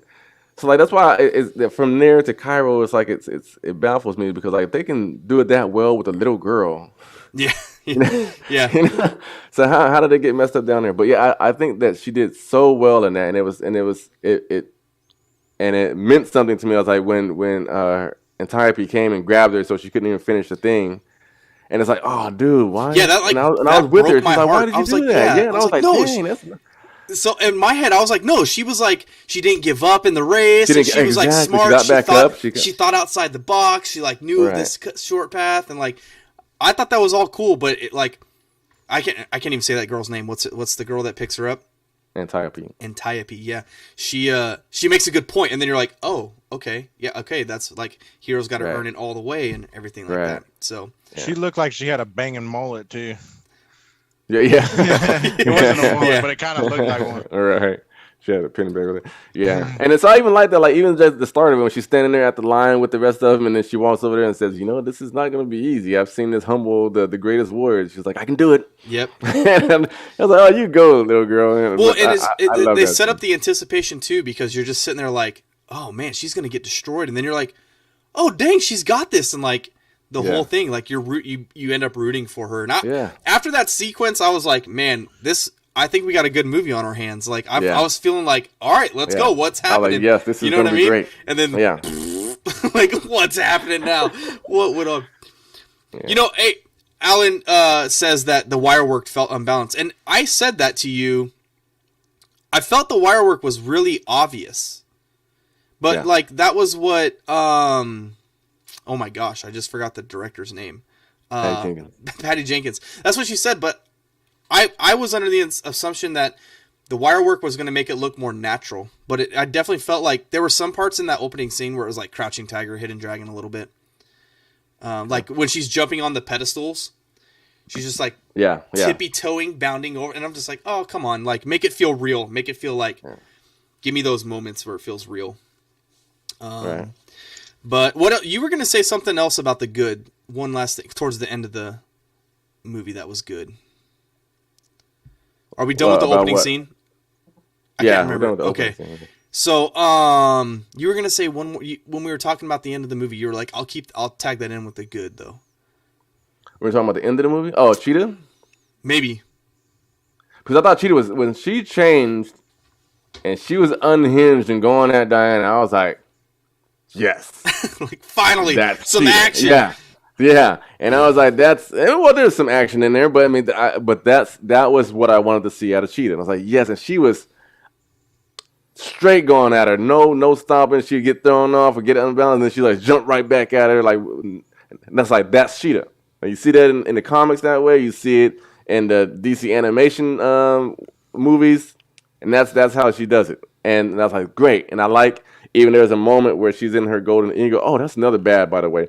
But she's in the golden eagle armor, and she's protecting herself. And you can see, there's like this moment where she's tearing it apart, and like you can see in between them, and she's like scratching in between them, and well, then it was kind of goes like this and opens it up. Like, she was also like darting in and out of. She was like, it was showing her apex predator, like the quickness of like she wasn't on the ground for more than like 2 seconds. You know what I mean? She was moving the whole time, and like even in those scenes, like she's like boom, boom, boom, like you don't know where she's at. You just know that she's getting hit. So I thought it was good. There's even like this moment where she like scratches the thing, like goes like this, and like, man, I loved every part of that. And there was the one part of that fight that I was kind of like, like they missed such an opportunity, and we talked about it. It was like the slow motion. They showed it in the trailer. It's when they like run on the wall, and then she grabs Cheetah and slams her down. I was so waiting for that ramp up of speed out of slow motion into the ground, and they stayed in slow motion, and the effect that was like from that was that that Cheetah just like got like laid onto the ground. You know what I mean? I don't know if it's laid on the ground. It's not like she got slammed. It's like she got like it felt like she got laid onto the ground, and I was waiting for that like, oh, it's on now, where she just like slams her into the ground. And you kind of hinted to me before. We kind of talked about this a little bit too in that phone conversation. But and I believe they kept it in that slow mo so that you can see, because she's a cat, that you can't fully slam the cat, you know. So I think they kept it in to show that she kind of slid out of it. Right. But she kind of still got slammed to the ground, but she kind of slid out of it to her side and kind of slid to her feet. So I think they kept it in slow motion so you can see that, because it wasn't. She didn't really get like power bombed or anything like that. So she kind of. I thought it would have been good to blow a little bit. I wanted to see her power bombed. So, and then I felt that the only other problem I had with that fight was at the end when they're swinging on the wire. It felt like Pirates of the Caribbean on the ships. Like it during why they chose to do that during the maelstrom. Like it felt. I was like, this is the same exact scene. Like it's Johnny Depp swashbuckling on a rope. You know, that's what it felt like, and it was really disconnected. That was an odd choice to do it. Yeah. But can we go back to bad really quick? Because I want to mention those golden. Because I want to mention those 3 fan service moments. You mentioned one already with the jet. Yeah. Totally unnecessary. They didn't need to do that. They could have left all of that out. From the moment it took off from the runway, go to the next scene. Yeah. You don't need the invisibility. You don't need the 4th of July. You don't need the flying above the clouds. You don't need Yep. it. I know. I get it. You wanted a beautiful moment between the two of them. Get it out of there. It's just wasting time. Yeah. Two. The second one was the Golden Eagle armor. It's just there for fan service. There's no purpose because she went back to go get it, and so for a second I was like, okay, now the Golden Eagle armor makes sense because she's losing her power. She's going to need extra protection. But then when she goes to get it, she's fully powered again, and actually even more powerful, if you would say, because she's flying. So I was like, why do you need it? And then I was like, maybe it's just because she's going to fight Cheetah. I was like, wait a second. She wasn't Cheetah yet. She was just still Barbara Minerva, who was just strong like you. So you don't. I mean, it ended up being convenient because she was fighting Cheetah, who had claws that would scratch you up. But Right. you didn't need it. You didn't know that. So it's like, why do you need this Golden Eagle armor? Oh yeah, fan service. And then third fan service moment was the Asteria part at the end, the post credit scene or the mid credit scene, whatever you want to call it. I feel like that was just fan service for the sake of putting Linda Carter in there. But it draws more questions, doesn't it? Because you're like, how has Wonder Woman never seen the other Wonder Woman? Like, right? What's and going on? Not only that, but like this whole world was getting ready to get destroyed, and this whole chaos was going on. Where were you? Yeah.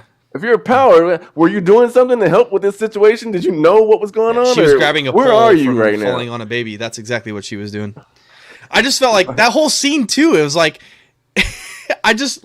I knew exactly what was gonna happen. I was like, oh, that pole's gonna fall. Obviously, it was just like on a stage. They were like, all right, ready, action, boom, and like, okay, I've been here the whole time. You know what I mean? It's just like that's what heroes do, or whatever she said. Some silly catchphrase.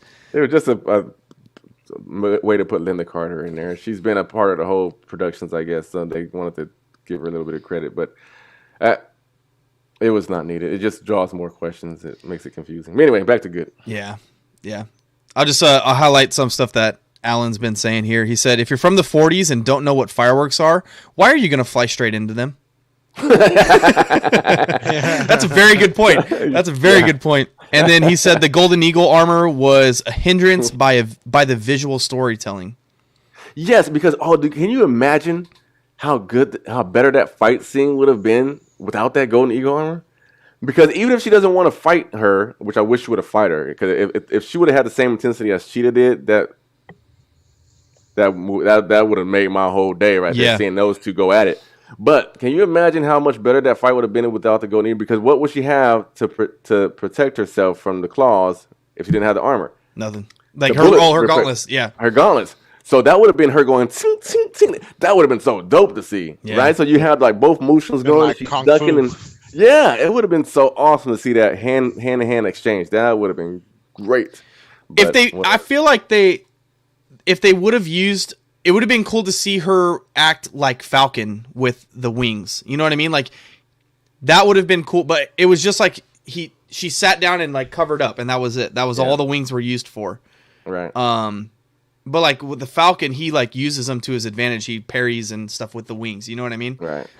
So like I'm saying that because if they want to put it in that scene, make it more versatile. Don't just make it as a shield to hide behind. Right. So I agree. And then he also said that Linda Carter was at a farmer's market all during World War II. She's just hanging out there. So they're getting some grapes and some grapefruits and stuff while the world is just, I don't know. Yeah. So, okay. I just want one more bad. The weightlifting scene. What thank you for God's my name God.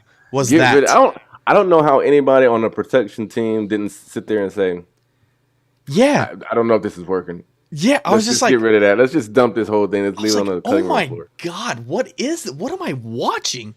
Yeah, that looked like a deleted scene. Yeah, exactly. It should have been like. a deleted scene. There was no music, no nothing. It was just hella weird. Completely silent. Yeah, totally unnecessary. Yeah. Okay. We talked about a lot. Any more good? Any more bad? Let's wrap up with the bad. I don't. Okay, I think that's it. Bad out. Yeah. What about good? Any last good? The opening scene was good. Was probably the best part. Well, best part to me is the flight. And the flight scene. Okay. Yeah. I mean, those are the two standout moments, I guess. I really like Cheetah when she came out. I like Cheetah's arc. I even like that turn when she first was turning, when she beat up the perv guy. I like the music, I like the score. while she's doing it. Like she's like really coming into her own. She's feeling her power. She's feeling herself. Yeah. And she starts to kind of beat the guy down a little bit. That score that was going while she was doing it, I was like, ooh, this is a villain. This okay. I'm feeling this. So they did some things well in there, man. And I think those things get overlooked with all the discombobulation of the movie. But I agree. So I think how do we sum this movie up? Because I thought all performances were good too. Yeah, I all the way thought around. the actors did good. I think the problem with this was completely the writing. You know what I mean? It's the Hayden Christensen syndrome, where it's like you got a good actor, you got okay stuff, and the writing behind it is kind of wacky. You know what I mean? For being like a AAA movie, the CGI could have been a little bit better in certain scenes. Yeah, the picking up the 2 dolls in Cairo was like so. It was just like floppy dolls as the kids. I was like, oh my gosh. Yeah.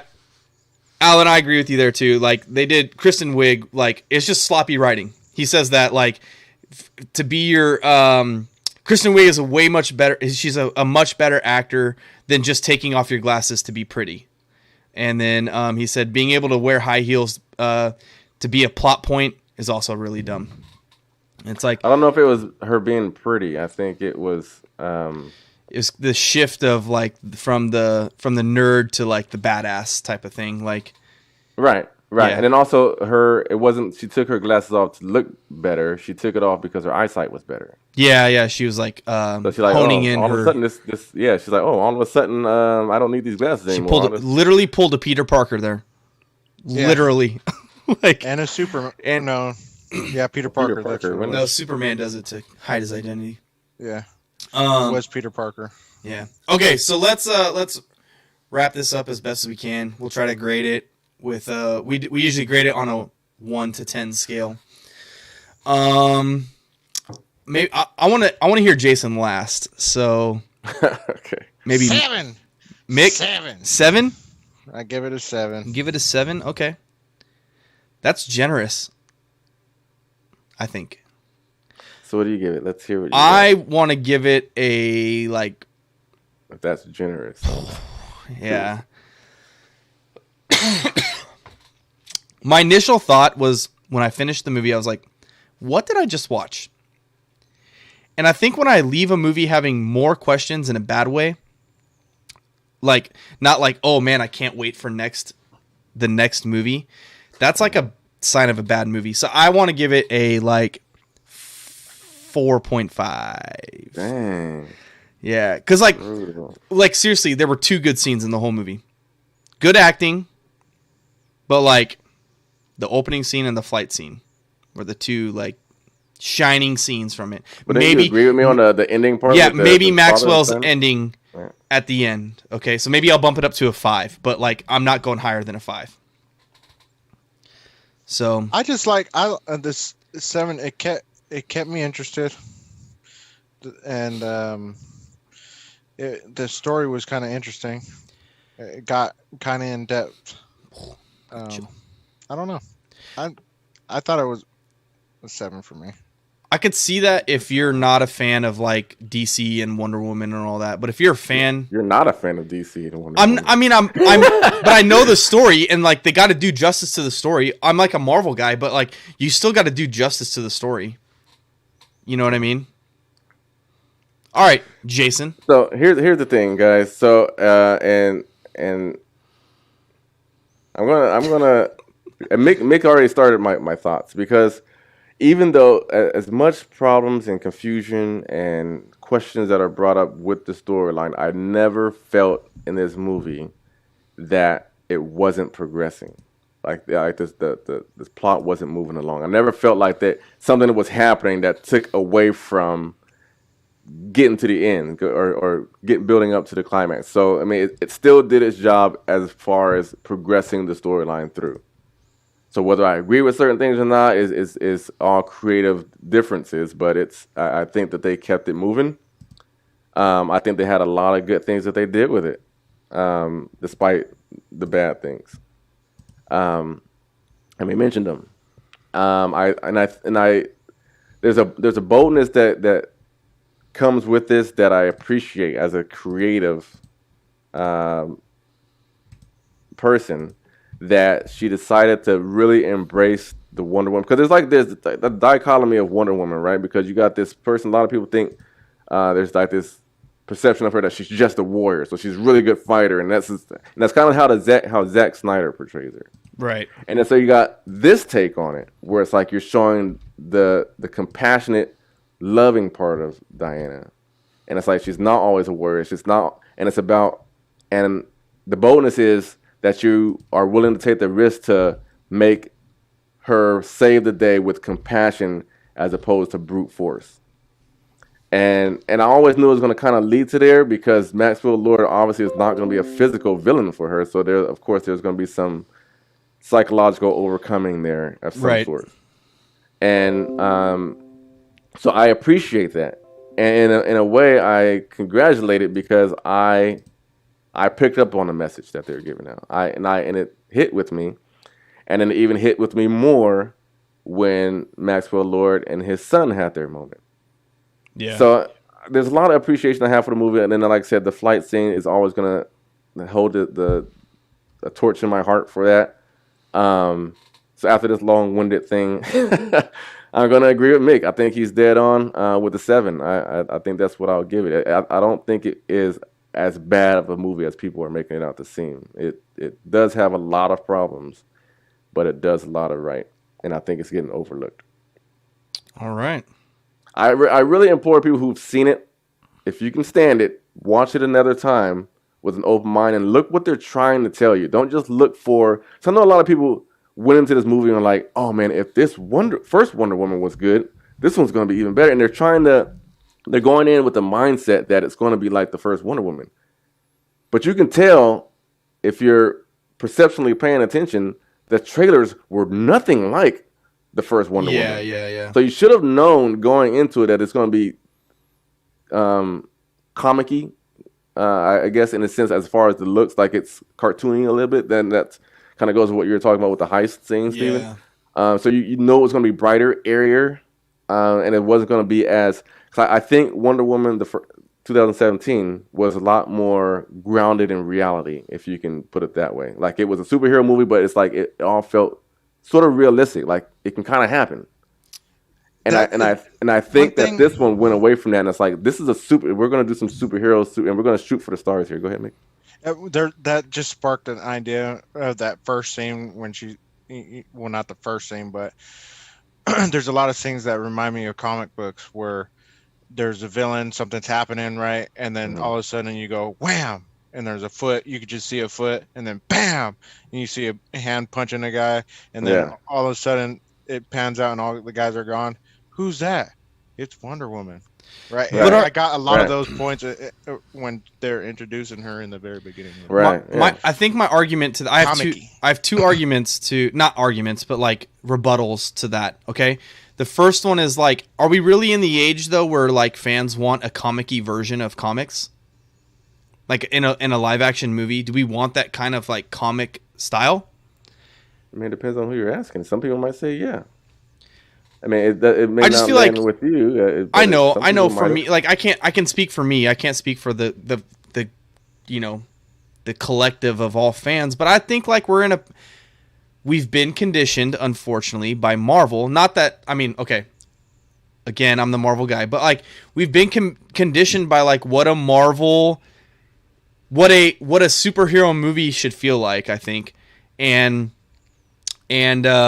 like, I don't want to see a wham bam. It reminds me of like Adam West Batman. I don't want Adam West Batman. I don't want like Batman Forever Batman. You know what I mean? I want like real, like, I want to feel these characters. I want to like live with these characters.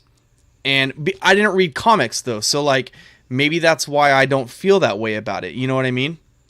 You know, I'm kind of glad you brought up that point, because there's another thing that I wanted to mention about this movie that I think is also overlooked. Well, at least, I don't know, I'm a Wonder Woman fan, so I see it. So yeah, you're right. But when I look back to these superhero movies, and I implore anyone to look back on these movies too, and wonder and actually see if these heroes are being heroic. Because yeah, you have your hero going up against the villain, and they fight the villain, and inevitably by consequence, it saves the day. But it's like, are you really actually saving people? Now, Spider-Man, I would say yes. Spider-Man saves people. He goes around and catches people falling. He's a hero. Yeah. I can't say any other hero. I can't think of any other hero who's actually heroic. Diana, in this movie specifically, is heroic. The saving, even if the heist scene, whether you like it or not, she's still heroic in the sense that she wanted to make sure the kids were safe. She pushed that kid off on the teddy bear to make sure that the little black girl made sure she was safe and out of the way of the guy with the gun. She saved, of course, the kid that was getting ready to be dropped from the thing. And then even aside from that, remember the scene in the White House? She said to Steve, don't use that sword. It's not their fault. Don't use lethal weapons on them. Right? Yeah. And so she wanted to save them despite the fact that they're trying to kill her. And then even when Cheetah's fighting them, she spent all her time, instead of trying to fight them too, she spent all her time catching and making sure that none of the people that she's fighting actually gets hurt. So she's catching all these people. She's heroic. And even in that moment when she came in on the high scene, when she landed, like you felt like, oh wow, okay, everything's gonna be okay. She just showed up. Yeah. It's like a Superman moment, And it's like, so there's all these parts where she feels like a hero, like she wants to save the day, and like even like I said, the compassion over brute force in the end to save the day. Yeah. It's like, this is how you show being heroic. And say what you want about Patty Jenkins now, but at least she knows how to portray the aspects and the personalities of a hero. Sorry, I know that was long-winded again. No, that's okay. Good about that, though. There was another thing I wanted to say, but I forgot again. That was a good point that you brought up, Jason, about the other superheroes and Yeah. stuff. Even when you break it down to Captain America, he's like this great. I mean, the MCU version of Captain America. Yeah. It's like, yeah, he saves people and he wants to try to save as many people as he can, but he always, it's the mission first. Mission. Yeah. Right. It's the mission first. The mission and he his team sacrifices- first. He understands that sacrifices have to be made. He doesn't go out of his way to. I mean, he does, but most of the time. Yeah, he's not running around Brooklyn Mission saving, first. or Queens saving people. Exactly. Right. Yeah. They stepped away from that just to get like action. I don't know. It's crazy. Yeah. Yeah. So I like something that Alan Ray brought up. He said, this ties into the comics. He says, I think they didn't care about doing anything with this Wonder Woman because Flashpoint is going to blow everything up anyway. And like, that might make sense. Like, we watched the Justice League Dark series on HBO Max, and then that's where like Flashpoint happens. And so like, where does this fall into the connected universe? It doesn't. It's 1984. Well, and then he says, wasn't this supposed to explain why Wonder Woman didn't do anything between 84 and Justice League? It did. It did? Okay. In a sense, I mean, if you accept it, because going back to your high scene that you hate so well, when she came in, she was, and they actually did it throughout, even before the mall scene. She'd save people quickly and be out of there. Yeah. She wouldn't Yeah, and then when she got to the mall scene, she used her tiara. She threw out and knocked out all those surveillance cameras so they can't see her, so she's not on footage. And then even like the newspaper, the news guy was saying, "Hey, this mystery woman showed up and saved the day." People said, and they don't know who she is, and so she's saving people on the under, basically. Right. But there's no record of her. There's no one knows who she is. There's no name for her. So they kind of explain it in that way because it's like you haven't heard of her, right? Because she's been keeping herself under wraps, so she's been keeping her identity secret. Right. And then he says, just one last thing. Marvel does a good job because they don't make superhero movies. They make other movie genres with superheroes. Heist with superheroes, spy with superheroes, etc. They follow the form of other movies. DC just makes superhero movies. I can get behind it. He has a good point. Yeah. But what I hate hearing is, and I hear this all the time, what Marvel does right. I know, and I don't mean to say that, but I know. I get the comparison and I understand the comparison. But here's what bothers me about it. There's a lot of bad movies in the MCU. Yeah, I agree. And people don't recognize it because they love MCU and they love the fact that each movie connects to the next movie. And so they love the connected feeling despite the fact that they're bad. Yeah. So it's and a lot of people, and even though Alan has a great point, because Winter Soldier is one of my favorite ones, and it's a spy espionage, and but there's a lot of, what was my point? You pulled a Steven right there. You pulled what I did. Yeah. But yeah, so it's there's a I was gonna try to recapture it, but never mind, forget it. But yeah, there's a lot of bad movies out there, and we just don't recognize them. Because I was gonna say there's a lot of stuff that they point at DC and say, "You guys do this wrong." And if you say that to me, if you bring out a person, I can guarantee you I can find an MCU movie that did it. Yeah. So if you say that, they don't stay true to the characters, Captain America ain't that strong. So they changed a bunch with Captain America. So and then they say, it's not funny like more. But you guys, no, but that's different. It doesn't need to be. It doesn't need to be.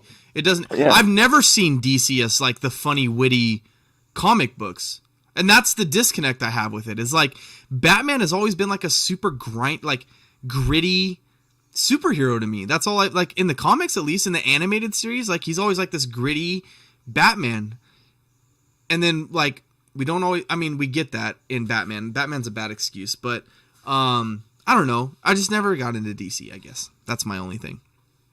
So, but Jason loves, little known secret, Jason's favorite MCU movie is Guardians of the Galaxy Volume 2. No, it's not. His favorite scene in all of MCU is when him and Ego play catch. Oh my God, that made me want to poke my eyes out. It's like the worst. It's the worst scene ever. Cool. Can't stand that movie. All right. Well, that was a lot of Wonder Woman. That was a lot of Wonder Woman. I wanted to ask a question because we're like late. We're 15 minutes away from a 2-hour long stream. Right. So we're just gonna push through to 2 hours. We usually don't go this long. I've got work in the morning, and so does Mick. But I've got an energy drink in my fridge. Jason is on vacation. What? So we're done with Wonder Woman. I want to move on to another movie that was released. We finally got Alan says Mick looks half asleep right now. It's because he is. But you're like I ain't snoring yet. But I sleep like this. Yeah, he sleeps with his eyes open. It's really creepy. So did you guys watch Soul at all? I did watch Soul. That's like the other new movie that we got this week. And we've been so deprived of like new movies. And I wanted to just hit on Soul for a little bit. What'd you think of it, Jason? Did you watch it, Mick? I didn't see it. You haven't seen it? It's on Disney Plus. It's like you don't, and it's not like Mulan where you have to pay for it. I wanted to watch it. It looks interesting. It did look interesting. So here's the thing. I actually really liked it. Really? But I hated that it was given to us as a kid's Pixar movie. What did you expect it to be? Well, I expected it to be a kid's movie, like Inside Out. Like that's the type of movie I was thinking it was going to be. Right. But it was like the movie was like a adult movie. And very much like a midlife crisis movie more than anything. Yeah. Yeah. And I liked it though because of like, not that I'm in a midlife crisis or anything, but like I related with the character. My kids were just like, oh, cool. Like they have little squishy guys, and like they like 22 a little bit. There's cartoons to them. Yeah. Yeah. It was different. Like, it was just different. Like my kids watched it and they were just kind of like, okay, yeah, it was a movie. Like I asked my daughter, how was it? And she was just like, it was good. But I came with it and I was like, oh man, like that made me think about a lot of stuff like pertaining to what we do here. And you know, like chasing dreams and like overlooking the things that are really happening in your life, you know? And so I like the overall theme, but I didn't like that it was, I wish they would have just said like, hey, this is an animated movie, but it's like an adult movie. So yeah, I mean, it was okay.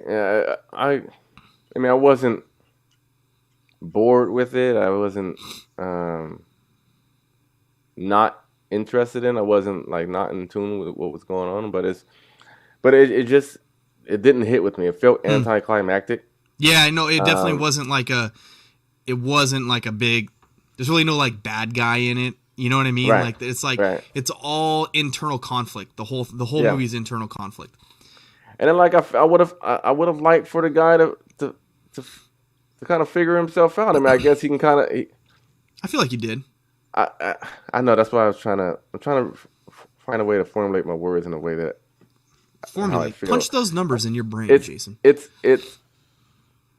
so because like this whole driving force of his motives, right, was to be this great musician. Right. And he finally gets to the point where he's taking that step into the right direction, and he's like, man, I can die happy, man, if I can play with this one band blues lady.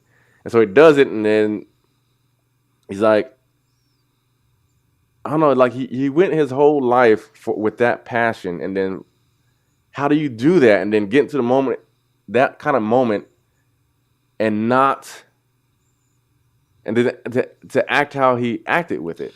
But I think that's the message of the movie. I understand, but it's. I felt like the whole message of the movie is the grass isn't always greener. And that's what I took away with it, is like we strive so much for goals in our life, right? We want to be, successful in our jobs. We strive to be like, we want to be, millionaire YouTube stars one day. you know what I mean? But like the actual getting there it's not about getting there. It's about the journey getting there. And that's what I took away from it. Yeah, I know. And for the most part, I got that Sorry, too. But I don't mean to keep cutting you off. No. I mean, you're saying the right things, and you're almost getting me on the right path. Because I'm trying to. The more you keep doing that, it makes me realize that I'm not saying it right. So here's what I'm trying to say. It's like, I guess I felt for the poor guy, right? So like he wasted his life. Then basically, you're telling me that this guy wasted his life. Yeah, that's sad. It is. I mean, that's not where I thought this was going. It's like it's. I wanted for him to at least find what did make him happy. Now, I'm still not saying it right, because I know that what makes him happy is being alive and exactly. embracing living. But I don't know, man. I guess, like I said, it just didn't hit with me then. I guess I get it. I understand it. Man, I just wish I wanted would more watch it so I could. Yeah, I wish. Sorry, you did we're too, like so giving spoilers. I like about this it. kind of conversation. Yeah, I think you would really like it, Nick. I really do. It's a very I think it's a very thought-provoking movie. I'm not saying it's like definitely up your alley, man. I think like you said, like this is the conversations you like to have, Mick. I would really like to hear your take on. For sure. All right, I'll go watch. Well, then maybe we'll end here, and then we'll reconvene on Soul next week, and just like hit on it. Maybe watch it, and then maybe we'll kind of see what you thought of it. But I thought it was good. Even Alan Ray said he said my kids watched it and they came away with existential crisis. So now I need to watch it and figure out what to do to talk to them about it. So it's definitely like one of those movies where like, why is this? That's what I was like frustrated about. That was my only frustration with it, was like, why is this a kids movie? Yeah. And so I mean, I don't know. I can see how it can be a kids movie, but I guess so. I get what you're saying. I get where you're coming from. But like, I mean, I like 22 as well. 22 was entertaining. Yeah. I like 22 anyway, but yeah. So I get what you're saying. All right, cool. Well, this has been our longest podcast ever, by far. We're like an hour and 50 minutes. Hey, we want to thank you for stopping by. Alan, Ray, appreciate it, over on Twitter, coming by, and we really appreciate your interjections and your comments during the show. You had some good points, man. Yeah, thanks you really did. Your input. If you want to get more connected with us, we got Facebook, we got a YouTube channel, and we do this every single Monday. We try to go live a little earlier because we are working men, but so go hit those links, go follow us on Facebook, go follow us on YouTube, and spread the word if you liked what you saw. So you know what sucks is I told my wife we're not going live, so she's like, "Oh, okay, I'm going to bed." Did you? Yeah. Like, yeah, it's so late. I thought we were doing a regular. It's so funny. We just recently went. Get in trouble. We just recently went live, and it's like so convenient to go live. It's just like it's there. We don't have to edit the podcast anymore, and it takes away so much stress from us. But if you want to listen to the beginning of this episode, or if you missed the whole episode, you can rewatch it on our YouTube channel, on our Facebook page, and on Twitch, because we're also live there, and I forgot to mention that channel, but we do have a Twitch channel. But Twitch only holds it for like 30 days or something like that. They release it after a little bit. But we do put out an audio version of it on all forms. So Spotify, iTunes, Google Podcasts, Stitcher, you name it. You can find us there. So we are the Geek Retreat, and I'm Steven, and that's Mick, and that's Jason. And we appreciate it, and we will catch you guys on the. Was that the Wonder Woman theme song? That was so good. We're gonna get copyrighted for that. So, all right, we're getting delirious now. So we'll catch you guys on the next episode. Until then, don't forget to let your geek out and wash, rinse, repeat. See ya. Wash, rinse, repeat. What? What's wrong with you, Jason? Are you okay? You freak. Oh, man. All right. See ya.